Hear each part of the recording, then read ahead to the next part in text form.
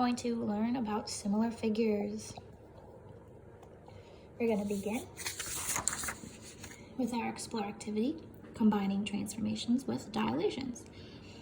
So when you're creating an animation, okay, figures have to be translated, reflected, rotated, sometimes dilated.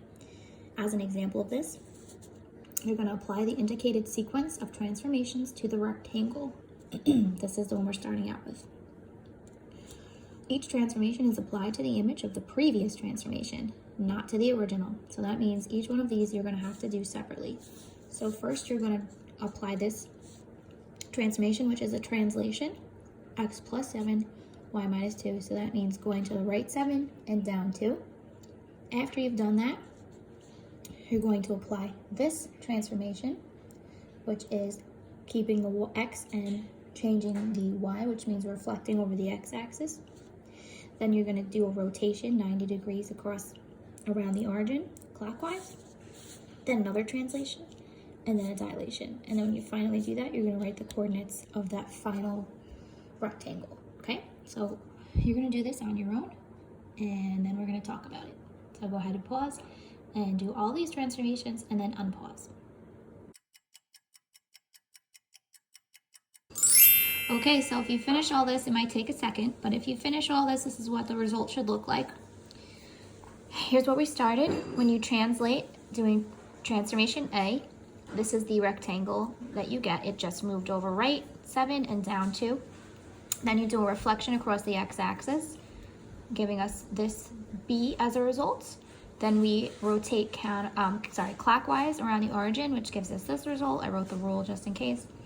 Then we translate up 3 over 5, and we get D. And finally, we do a dilation with a scale factor of 3, which enlarges this. And all of the lengths of the sides become 3 times as large. So these would be the coordinates once you've done that. And when you compare the attributes, they want you to say triangle E, the final one, compared to the original. The shape is still the same, even though it's turned a different direction. The size is much larger, and to be specific, it's 3 times larger. And the angle measures still are the same because they're all right angles. For the reflect, which transformation represents the dilation? Well, it's E. We obviously can tell after we've graphed it, but just looking at it, you look at that rule when you're multiplying each coordinate by a certain number. That's how you know it's a dilation.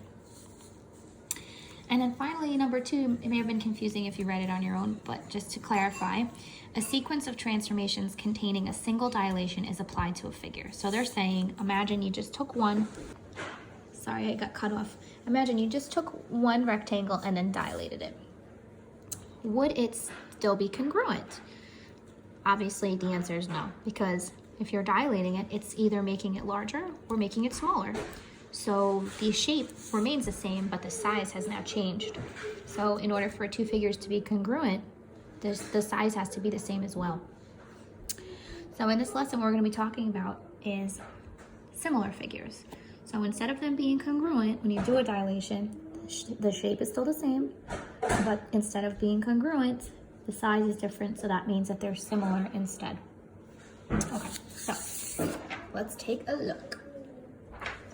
2 figures are similar if one can be obtained from the other by a sequence of translations, reflections, rotations, and dilations. So you'll notice when we did this section with congruent figures, it said the exact same thing, except dilations was not included.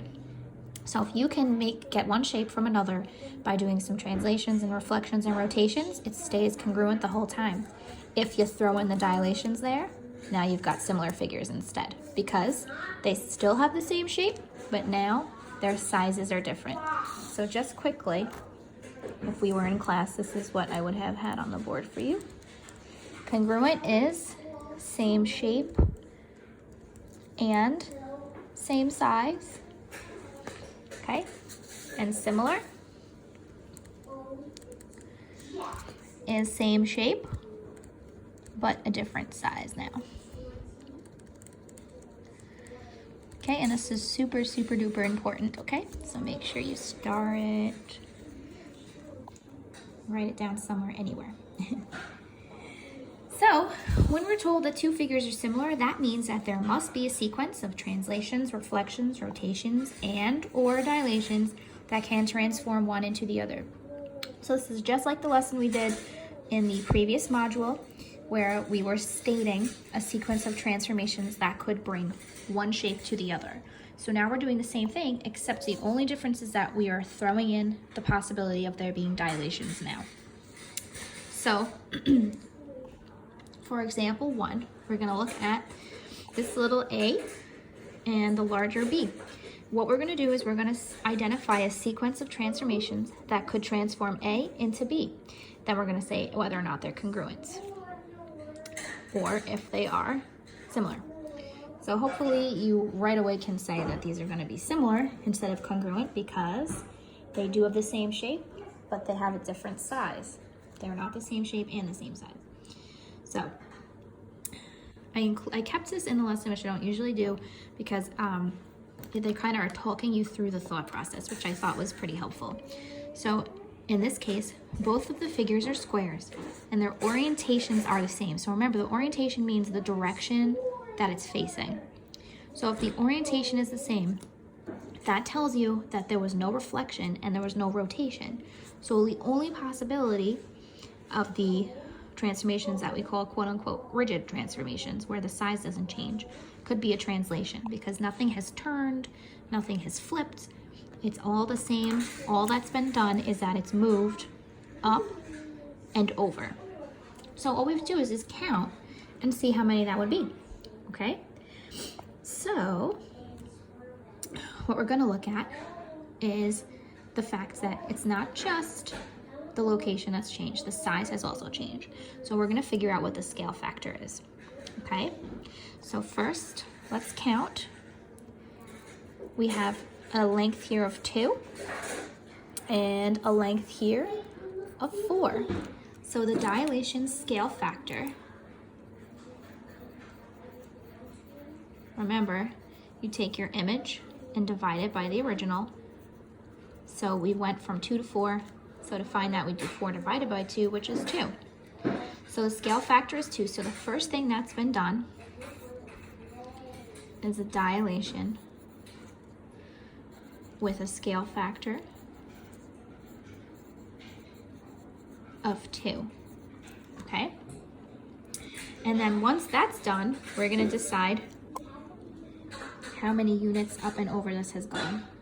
Okay? So you have to apply the dilation first before you decide what the translation was. Okay?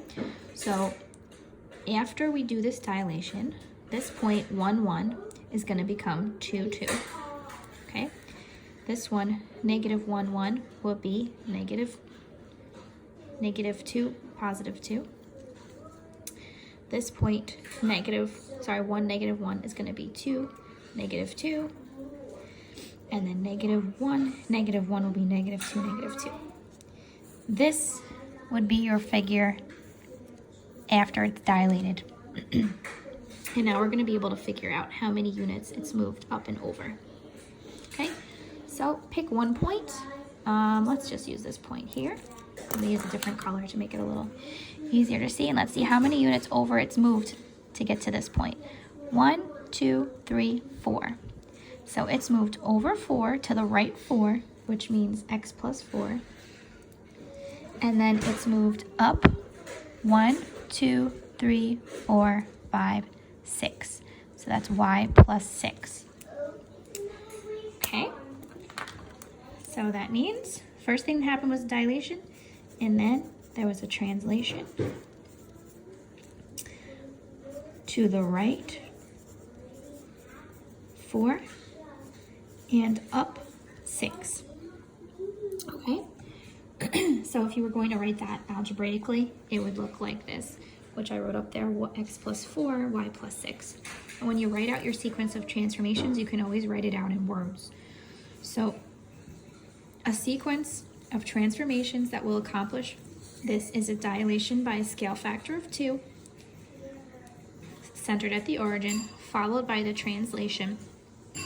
You can say to the right 4 and up 6, or you can say this. And then you can also state that they are similar instead of congruent. So one thing I want to just point out is that you wouldn't want to do the translation first, followed by the dilation, because if we're moving it first, we can't be sure that the center of the dilation is the same. So you want to always, if you see a dilation has happened, you always want to have that applied first. Okay, so let's take a look at our next example. We're going to look at B, which we're looking at figure C turning into figure D.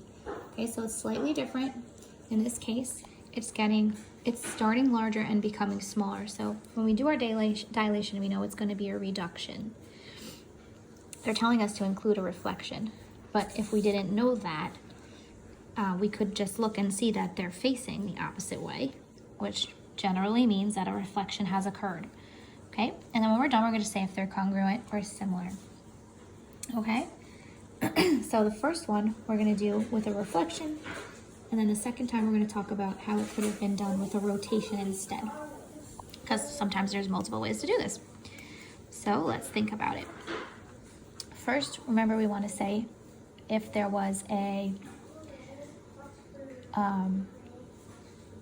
dilation that occurred, we always want to say that first, okay?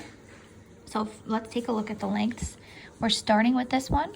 So it's 1, 2, 3, 4, and it goes to 2. So it's going from 4 to 2, right? So your original's 4, and you're dividing the image by the original. So that's equal to a half. So the scale factor, dilation, with a scale factor of a half. Okay, that's the first thing that's happened. So now you want to actually apply that so that you can see what it looks like, and then you can decide where the reflection was. Okay, so here you have the point 2 comma 2, so that's going to be 1, 1 now, once you do a half. This is -2, +2, so that's going to be -1, +1. This is 2, -2, so it's going to be 1, -1. This point is 1, 0. So when you do half of that, that's going to be half, 0. And then this is -2, -2, so it's going to be -1, -1. Okay, and this is that figure after you dilate it. So now, what we're going to be able to see is that there's got to be a reflection here somewhere. Just doing one reflection is not going to bring this shape up here though. So we might have to think about a third transformation that's been done, which is probably going to be a translation, right? So think about which way you want to be reflecting this shape so that it is now on the other side. If we reflect it over the y-axis, it will flip to this shape, right? So this reflection will be over the y-axis. And then it will look exactly like this, except down here, right? So it'll be like this, basically. Okay, and now we just have to figure out how many units up and over we've gone. So here, we're not going anywhere to the left or the right, we're just going up. So we can see that we're translating it 1, 2, 3, 4, 5. So the translation will be up 5.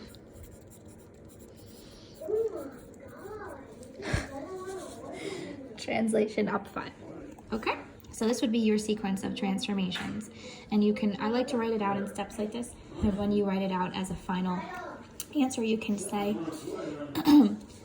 the transformation that would bring shape C to shape D would be a dilation with a scale factor of 1/2, followed by a reflection over the y-axis, followed by a translation up 5. If you had to write this algebraically, of course, you would be writing like this. This would be x comma y turns into 1/2 x, 1/2 y. Your reflection over the y-axis, your y stays the same and your x changes, so -xy. And then the translation, the x stays and the y you add 5. Okay? You can try see if you'd like to see how you would be able to do this with a rotation instead. Okay guys, so I included numbers 1 and 2 through 4 from the guided practice for you guys to try. So I'd like for you to pause and then try them yourselves and then compare.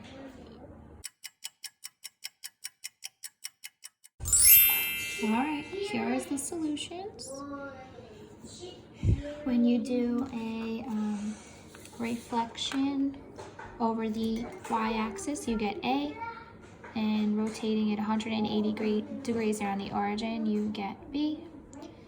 Doing a translation, left 5, down 6, you get C, and then a reduction of a half, you get D. For these, some of them can be a little tricky, so don't worry if you didn't get it perfectly.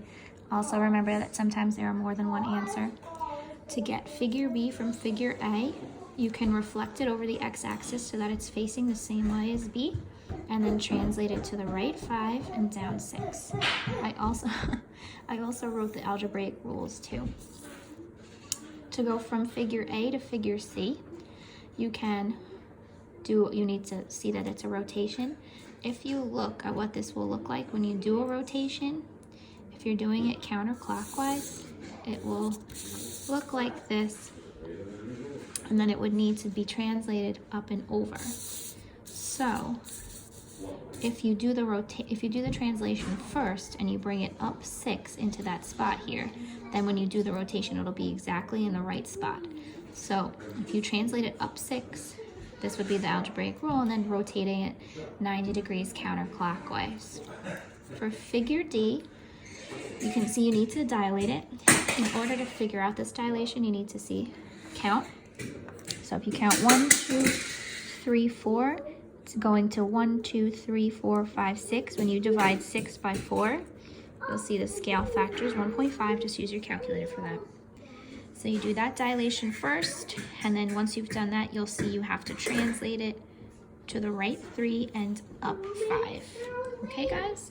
So that's it. I know this can be a little bit tricky, but don't get yourself stressed out, and try to remember that there's not always just one right answer for this. Okay? When in doubt, when you're doing a dilation, you should try to do the dilation first and then whatever else comes afterwards. The only time you wouldn't do that is if doing your dilation first would make it go off the graph. Okay? So have fun with this.